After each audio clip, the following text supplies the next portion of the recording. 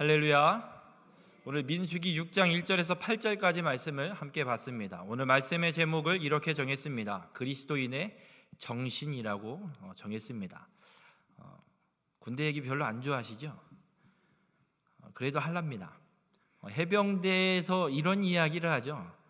한 번 해병은 어떻게 잘하십니까? 군대도 안 갔다 오신 분들이. 전 해병대를 갔다 와서 잘 모릅니다. 갔다 온 게 아니어서 잘 모릅니다. 그렇다고들 얘기를 하더라고요. 그래서 지역마다 해병 전우회가 있고 해병대 몇 기수냐 묻고선 그 자리에서 나이가 아니라 해병대 기수로 서열 정리가 돼서 깍다시 모시는 걸 보게 됩니다. 정말 해병대 무섭구나 이런 생각을 한편으로는 하게 됩니다. 오늘 말씀의 제목을 이렇게 정해봤습니다. 그리스도인의 정신. 한 번 해병은 영원한 해병이다. 이게 해병대의 정신이라면 그러면 그리스도인의 정신은 어떤 것인가? 오늘 읽은 민수기 6장에 하나님께서 이스라엘 백성들에게 광야길을 걷는 중에 나실인에 대한 규정을 하나님이 세워주십니다. 이 나실인이라는 단어가 갖고 있는 뜻은 구별된 자, 하나님께 드린 자, 죄에서 떠나 성별되어 하나님께 바쳐진 자라는 뜻을 갖고 있습니다. 그러니까 하나님께 나를 온전히 드려서 하나님의 사람으로 하나님의 도구로 살겠습니다라고 결단하고 살아가는 것이 나실인입니다. 그 나실인으로 헌신할 수 있는 사람 누구냐면 본문 2절에 이런 기록을 하고 있습니다. 이스라엘 자손에게 전하여 그들에게 이르라. 남자나 여자가 특별한 서원 곧 나실인의 서원을 하고 자기 몸을 구별하여 여호와께 드리려고 하면, 이렇게 기록합니다.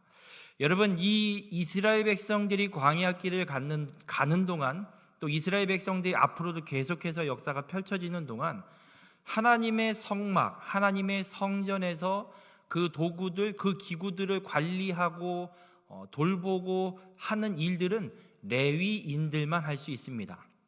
레위인이 아닌 사람이 그 일을 했다간 그 자리에서 죽임당합니다. 다윗이 언약궤를 예루살렘으로 블레셋에서 예루살렘으로 이동해 올 때 사람을 시켜서 수레를 마음대로 만들어서 이동을 하게 됩니다. 그때 한 사람이 소가 막 날뛰니까 언약궤가 떨어질 것 같아서 손으로 잡았다가 그 자리에서 죽임당하는 걸 보게 됩니다.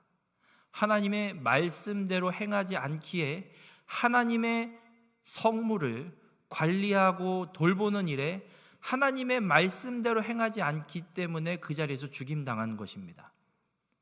이스라엘 백성들에게 성막에 대해서 성전의 관리, 성전의 기구, 그 안에 있는 모든 도구들을 관리하는 건 레위인들에게만 주어져 있기 때문에 아무나 할 수 없습니다.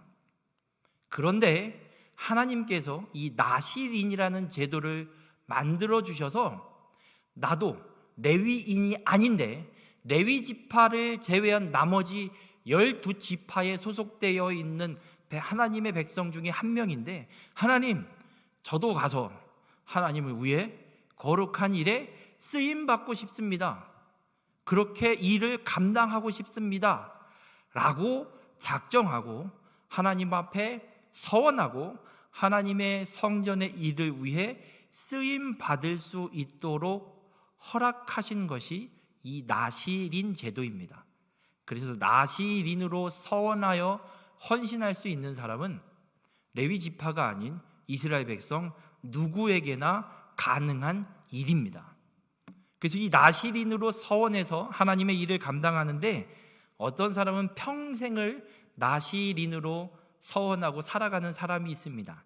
대표적인 인물이 사무엘이라는 사람입니다. 이 사무엘은 태어나기 전부터, 엄마 뱃속에 생겨지기 전부터 엄마가 서원해버렸습니다. 억울하든 억울하지 않든 엄마 한나의 서원으로 사무엘은 죽을 때까지 나실인으로 구별되어 사명을 감당하며 살게 됩니다.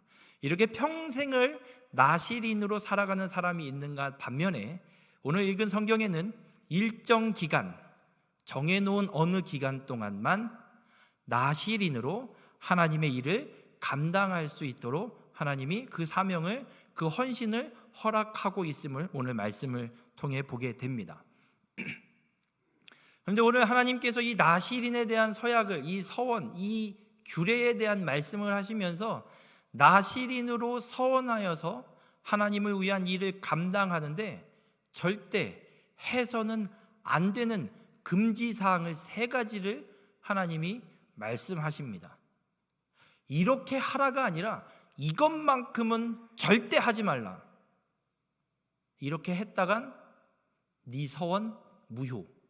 지금까지 해왔던 모든 서원의 그 기간 다 무효. 정결례를 다시 하고 처음부터 다시 시작해서 서원을 그대로 다 갚으라라고 하나님이 말씀하고 있습니다. 여러분, 하나님은 하나님의 백성들이 하나님 앞에 올려드린 서원 절대 빼먹지 않고 처음부터 끝까지 일말의 여지도 없이 애누리도 없이 그대로 다 받아내시는 하나님이십니다. 나실인으로 서원한 것조차 하나님은 그 기간 철저하게 나실인으로서 그 헌신을 철저하게 다 완료하라고 우리에게 말씀해주고 있습니다. 그러면 하나님께서 이 3가지의 금지사항 왜 하지 말라고 하실까? 왜 이 3가지를 하나님을 위해 헌신하겠다는 사람에게 하지 말라고 말씀하실까? 오늘 이 나실인의 금지사항을 통해서 광야를 걸어가는 믿음의 순례길을 걸어가는 우리에게 주시는 하나님의 뜻이 무엇인지 깨닫고 그리스도인으로 어떤 정신을 갖고 살아가야 되는지 이 말씀을 통해 깨닫고 우리 모든 성도님들이 그리스도인으로서의 삶 온전히 지키며 살아가는 귀한 축복의 삶이 되시길 주님의 이름으로 축원합니다. 첫 번째 금지사항은 오늘 본문 4절에 이렇게 말씀합니다. 자기 몸을 구별하는 모든 날 동안에 포도나무 솟아는 씨나 껍질이라도 먹지 말지며 말씀합니다. 여러분, 포도 좋아하십니까? 안 좋아하세요? 요즘엔 포도를 안 드시죠? 샤인머스켓? 걔는 포도가 아닌가요? 포도가 아니랍니다. 무슨 무슨 하여튼 망고 계열의 어떤 종을 전환한 그런 과일이랍니다. 샤인머스켓은 오늘 본문의 포도에 해당이 되지 않는지는 모르겠습니다. 그러나 오늘 하나님께서 포도로 된 것 아무것도 먹지 말라고 말씀합니다. 포도로 만든 거, 포도 씨로 포도 기름, 포도주, 독주, 포도잼 다 먹지 말라고 말씀합니다. 왜 그렇게 말씀하실까? 포도가 심겨져서 열매를 거두려면 최소 2년이랍니다. 포도나무가 어느 정도 큰 거를 심어서 그 나무가 뿌리를 뻗고 자리를 잡고 열매를 맺는데 최소 2년, 보통 3년 걸린답니다. 만약 씨를 뿌려서 싹을 내서 하려고 그러면 더 오랜 시간이 걸리겠죠. 그럼 여쭤보겠습니다. 이스라엘 백성들은 지금 어디에 있습니까? 지금 민수기의 이스라엘 백성은 어디 있죠? 광야에 있습니다. 종착지인가요? 지나가는 중인가요? 그럼 포도를 심어서 열매를 얻으려면 지나가다 심어서 얻을 수 있을까요? 절대 못 얻습니다. 포도나무의 열매를 얻으려면 그곳에 정착해서 살아야 됩니다. 최소 5년, 6년. 여러분, 하나님께서 우리에게 말씀하시는 건 이겁니다. 이스라엘 백성들은 지금 광야를 걷고 있습니다. 하나님이 약속하신 땅을 향해 걸어가야 됩니다. 그 광야길을 걸어가는데 필요한 건 포도 열매가 아니라 그 광야를 인도하시고 그들을 책임지시는 하나님이 필요합니다. 이스라엘 백성들이 광야길을 무사히 걸어가려면 하나님만 의지해야 됩니다. 그런데 포도나무 열매를 먹는다 그러면 멈춰야 됩니다. 그곳에 정착해야 됩니다. 하나님의 약속의 땅이 아닌 과정 중에 지나가야 하는 그 세상 광야에 멈춰서 포도나무 열매가 맺어질 때까지 그것만 바라보고 있어야 됩니다. 왜 나시린에게 포도의 씨를, 포도의 열매, 무엇이 됐든 포도로 만들어진 모든 걸 먹지 말라고 하시는 이유는 광야에 정착하지 말라는 말씀입니다. 그리고 그 광야에서 이 땅의 소산물을 의지하지 말고 하나님만 온전히 의지하는 삶을 끝까지 살아가는 자만이 나시린의 서원을 온전히 갚을 수 있고 행할 수 있음을 주님은 우리에게 말씀하고 있습니다. 우리 모든 성도님들, 여러분은 지금 무엇을 의지하고 무엇을 바라보고 걸어가고 계십니까? 우리의 믿음의 조상들은 히브리서 기자가 그들의 삶에 대해 이렇게 기록합니다. 그들이 이제는 더 나은 본향을 사모하니 곧 하늘에 있는 것이라. 믿음의 조상들은 이 땅을 바라보지 않았습니다. 더 나은 본향, 하늘에 있는 더 나은 본향을 바라보고 이 땅에서 나그네처럼 살아냈음을 분명하게 말씀하고 있습니다. 여러분은 지금 무엇을 바라보고 계십니까? 파탄나고 있는 경제를 바라보고 계십니까? 좌파냐 우파냐, 진보냐 보수냐, 정치판 싸움에 눈을 돌리고 계십니까? 여러분, 우리가 바라봐야 할 곳은 더 나은 본향, 하늘에 있는 더 나은 본향임을 잊지 마시길 바랍니다. 수많은 일들이 일어나고 있습니다. 놀러 갔다 압사당하지를 않나? 북한은 미사일을 쏴대질 않나? 전쟁은 끊이지 않아서 모든 물가가 폭등하고 있질 않나? 어디에도 소망과 희망이 보이지 않습니다. 네, 세상을 보면 소망과 희망 절대 없습니다. 오늘 주님은 우리에게 말씀합니다. 우리의 최종 목적지, 우리가 가야 할 곳, 우리가 정착지로 삼아야 할 곳, 이 세상이 아니라 더 나은 본향, 하늘에 있는 더 나은 본향이라고 말씀하고 있습니다. 우리 모든 성도님들, 세상에 머물러서 포도나무 열매나 따먹는 자가 되지 마시길 바랍니다. 주님은 분명하게 말씀합니다. 포도의 소산물을 먹는 자, 나시린의 서원을 온전히 준행할 수 없음을 말씀합니다. 하나님의 백성이라면, 예수 그리스도를 믿어 구원받은 자라면 주님의 이 말씀처럼 포도 소산을 먹지 않으므로, 이 땅을 의지하지 않고 하나님만 온전히 의지함으로 하늘에 있는 더 나은 본향, 저 천국을 향해 하나님, 내가 끝까지 걸어가며 주님만 의지하며 살아가겠습니다 고백하는 겁니다. 하나님은 오늘 이 나시린 서원의 금지사항을 통해 우리에게 그 말씀을 하고 있습니다. 세상을 의지하는 것이 아니라 세상에 살아가는 우리는 더 나은 본향, 하늘에 있는 더 나은 본향을 바라보고 그곳으로 우리를 온전히 인도하시고 필요를 채우시는 하나님만 의지하고 광야 같은 이 세상을 끝까지 걸어 통과해서 하나님 나라까지 오라고 우리에게 말씀하고 있습니다. 우리 모든 성도님들, 주님 나라 갈 때까지 이 땅의 소산물을 붙드는 자가 아니라 주님만 붙들고 주님만 의지하고 더 나은 본향, 하늘나라를 향해 믿음의 길을 끝까지 걸어가는 귀한 축복의 삶이 되시길 주님의 이름으로 축원합니다. 나머지 두 가지의 금지사항이 또 있습니다. 하나는 머리를 깎지 말랍니다. 여러분, 머리를 안 깎으면 어떻게 되죠? 머리가 지저분해집니다. 제가 지금 머리를 깎을 때가 됐습니다. 근데 다음 주로 예약을 해놓은 것 같아요. 제가 일주일을 더 버텨야 됩니다. 하나님께서 왜 머리를 깎지 말라고 할까? 서원이 끝날 때까지 삭도를 대지 말라고 말씀합니다. 여러분, 머리를 깎지 않으면 처음엔 잘 티가 안 납니다. 왜냐하면 그냥 통상적인 머리 길이니까. 그런데 한 달 이상 지나면 티가 나기 시작합니다. 원래 이 머리가 아닌데 볶았던 파마 머리가 풀리기 시작하고, 머리가 자꾸 베베 꼬이기 시작하거나 혹은 곱슬인 줄 몰랐는데 미용실을 못 가니까 한 달 만에 곱슬인 게 탄로가 나거나 통상적으로 관리해오고 있던 헤어스타일이 본질적으로 완전히 바뀌어버립니다.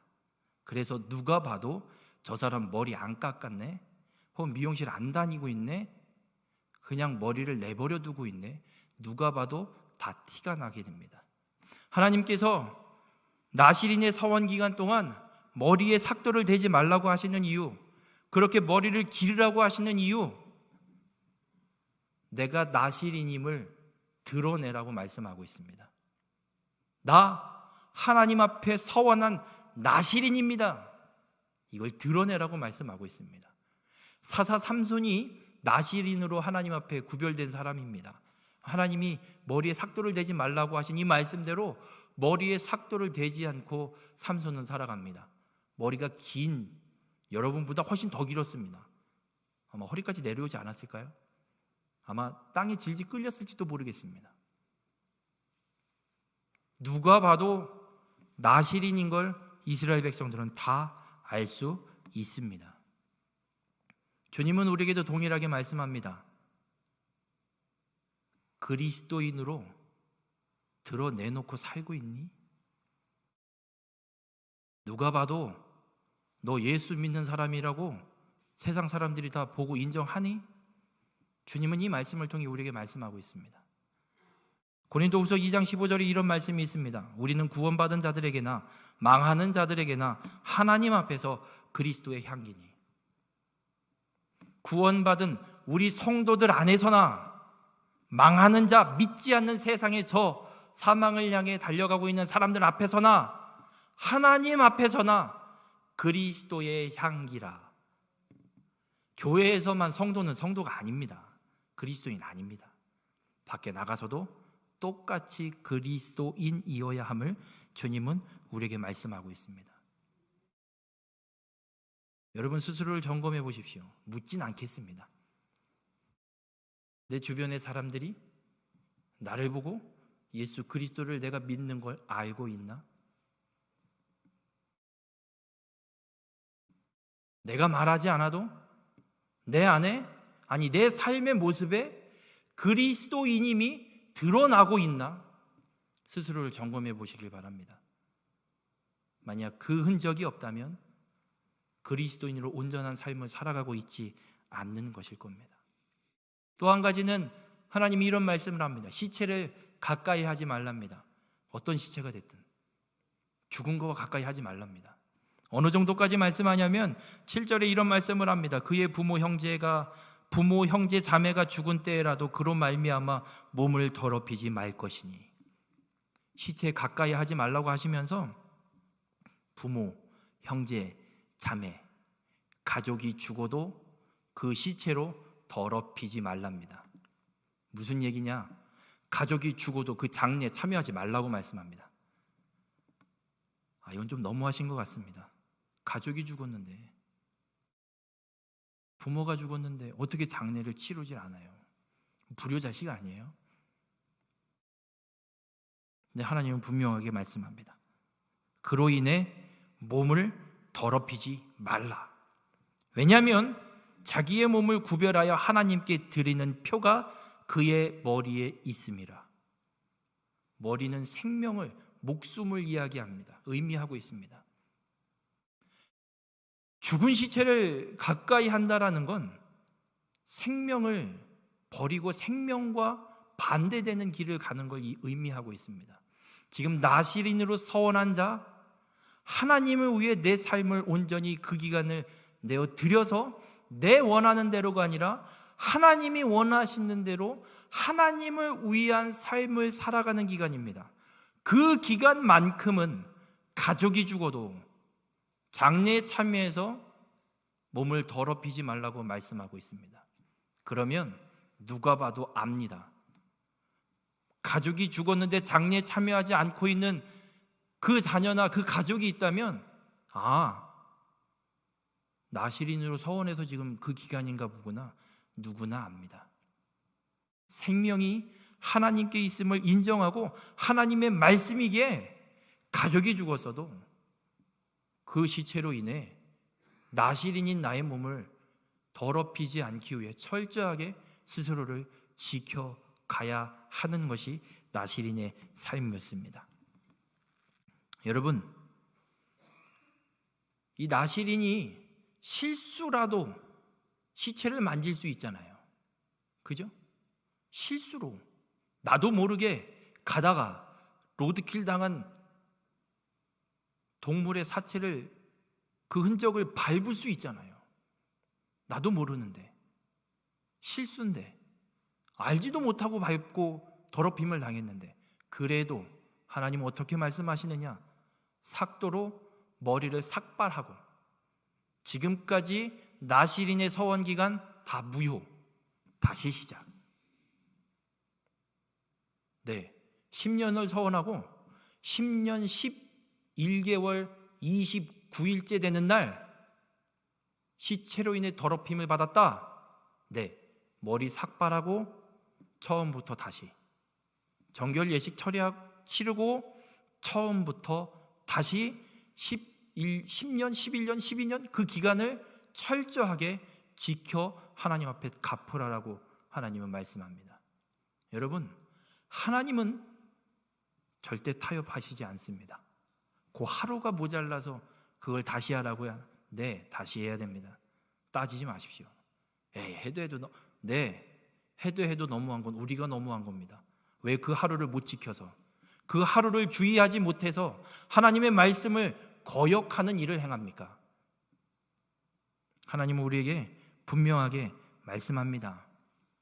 시체 때문에 우리의 믿음이 죽은 믿음이 되지 않도록, 더럽히지 않도록 철저하게 그 하루만 안겨놓고 시체를 만든 나도 모르게 했는데 억울합니다. 하나님, 억울할 것이 아니라 내 믿음이 살아있다면 하나님의 말씀이기에, 하나님이 실수라도 하나님의 말씀이기에 기꺼이 삭발하겠습니다.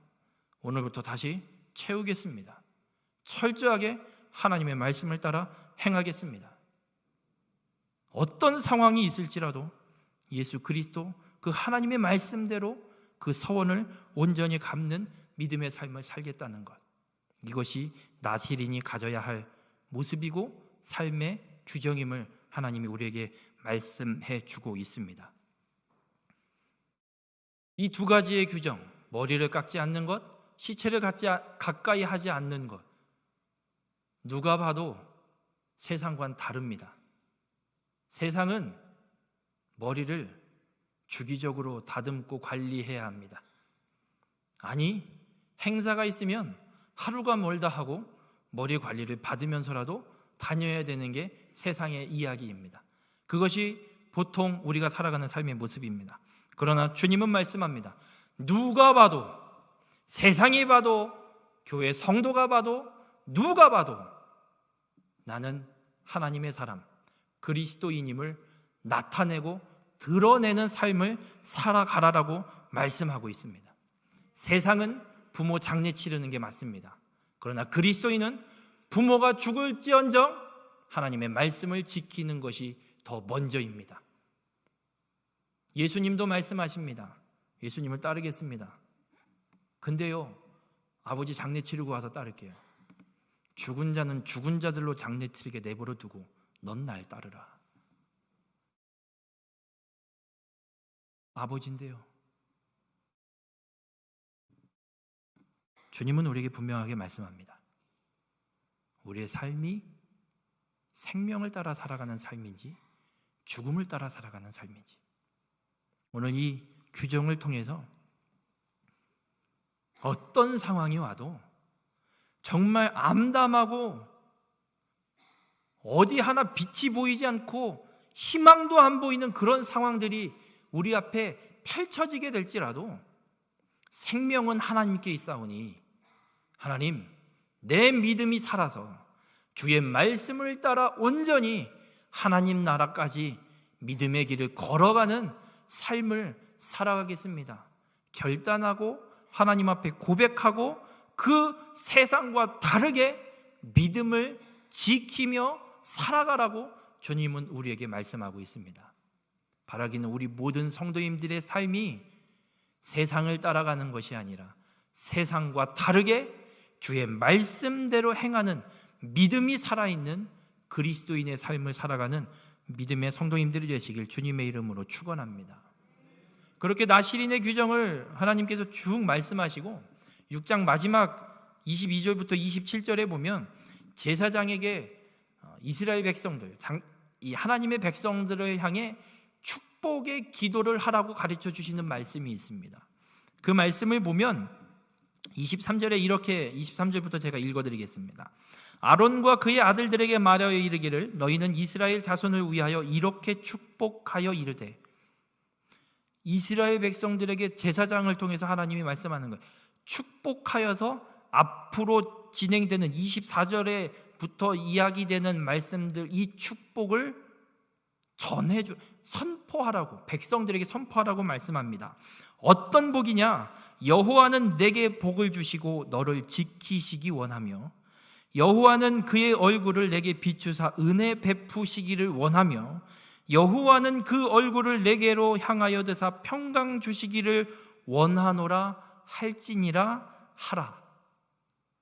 하나님께서는 하나님의 백성들에게 복 주시고 지키시길 원하시고, 그의 얼굴을 하나님의 백성들에게 비추셔서 은혜 베푸시기를 원하시고, 그의 얼굴을 하나님의 백성들을 향하여 드셔서 평강 주시기를 원하시는 것이 하나님이니, 하나님의 백성들에게 이 축복의 기도를 선언해 주라고 하나님이 말씀하고 있습니다. 우리 모든 성도님들, 하나님이 여러분에게 주시기 원하시는 것이 이 복인 줄 믿으시길 바랍니다. 재앙이 아닙니다. 세상은 재앙밖에 보이지 않지만 하나님이 우리에게 주시기 원하시는 건 재앙이 아닙니다. 은혜 베푸시길 원하십니다. 평강 주시길 원하십니다. 이 믿음을 지키시길 바랍니다. 왜 나실인의 서원, 나실인의 규정을 말씀하시고 나서 이런 말씀을 하실까? 왜 제사장을 통해 하나님의 백성들에게 이 축복의 선언을 선포하게 하실까?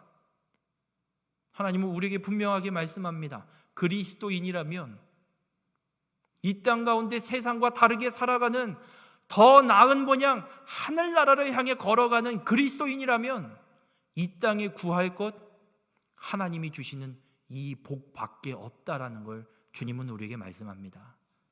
여러분, 다른 거 구하지 마십시오. 하나님이 주시는 이 복을 구하십시오. 그리스도인이라면 세상 것 구하는 것이 아니라 하나님이 주시는 복을 누리며 살아가겠습니다. 하나님이 이 복을 주실 때까지 세상을 구하지 않고 이곳에서 내가 걸어가야 할 이 길을 걸어가면서 주님이 내게 주실 그 복을 기다리며 살아가겠습니다. 이 고백을 하라고 주님은 우리에게 말씀하고 있습니다. 우리 모든 성도님들, 더디다고 뛰쳐나가지 마시길 바랍니다. 하나님은 우리에게 분명하게 말씀합니다. 예수님은 이 땅에 다시 오십니다. 분명합니다. 여러분이 못 믿어도 오십니다. 더디 오십니다. 언제인지 모릅니다. 속히 오신다더니 2000년이 지나도 안 오십니다. 언제 오실지는 저도 모릅니다. 예수님도 모릅니다. 성부 하나님만 알고 계십니다. 더디 오신다고 오시긴 뭘 와. 어제도 별일 없었고 오늘도 별일 없었는데 내일도 별일 없겠지.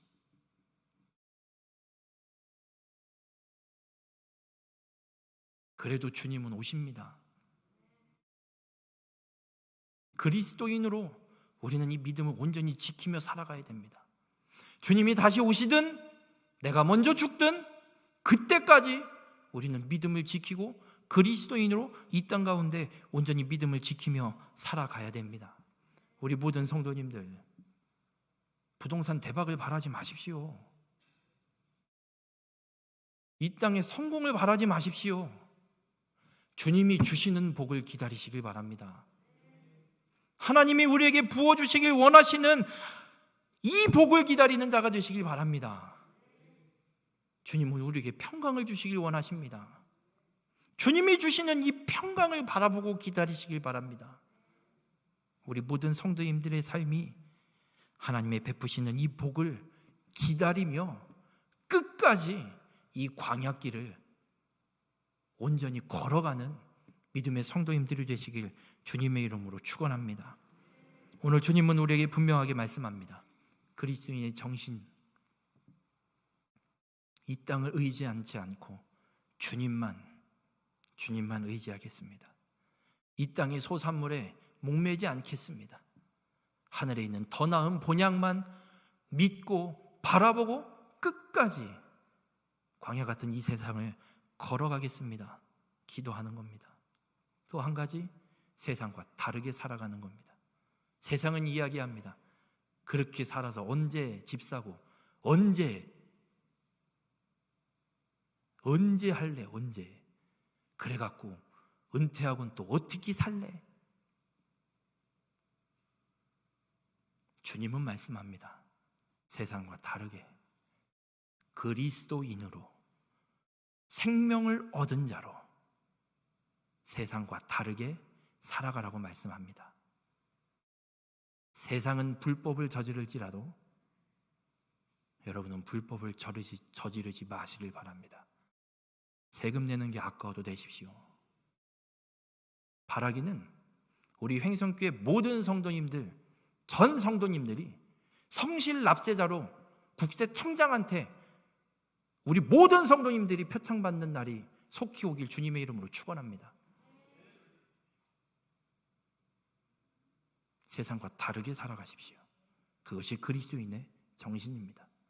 그 세상이 바라는 것이 아니라 하나님이 우리에게 주시기 원하시는 복을 기다리고 그 복을 받고 누리고 살아가는 것, 이것이 그리스도인의 정신임을 주님은 이 나실인 서원의 규정을 통해 말씀해주고 있습니다. 우리 모든 성도님들이 그렇게 세상과 다르게 세상을 의지하지 않고 오직 주님만 붙들고 주님이 베푸실 그 복을 기다리며 이 광야길을 끝까지 걸어서 주님이 준비하시는 영원한 하나님 나라에 들어가는 우리 모든 성도님들이 되시길 주님의 이름으로 축원합니다. 기도하시겠습니다. 사랑의 주님, 오늘 주님의 말씀을 통해 깨닫게 하시니 감사를 드립니다. 하나님, 우리의 삶, 이 땅 가운데 예수 그리스도를 믿어 구원받은 그리스도인으로 온전히 믿음의 삶을 끝까지 살아낼 수 있도록 인도하여 주시옵소서. 세상의 풍조를 따르는 것이 아니라 주의 말씀을 따라 세상과 다르게 그리스도인으로서 이 땅 가운데 믿음의 삶을 온전히 살아내어 결국에는 영원한 하나님 나라에 들어가는 귀한 축복의 삶이 될 수 있도록 우리 가운데 함께하여 주시옵소서. 한 주간의 세상 속에서의 삶 가운데 주님 함께하여 주셔서 그리스도인으로 세상과 다르게 또 그리스도인됨을 온전히 드러내며 하나님 나라를 향한 광야 같은 이 세상길 한 걸음 한 걸음 힘을 내어 걸어가는 축복의 삶이 될 수 있도록 우리 가운데 함께하여 주시옵소서. 이 모든 말씀 예수님의 이름으로 기도드렸습니다. 아멘. 광고를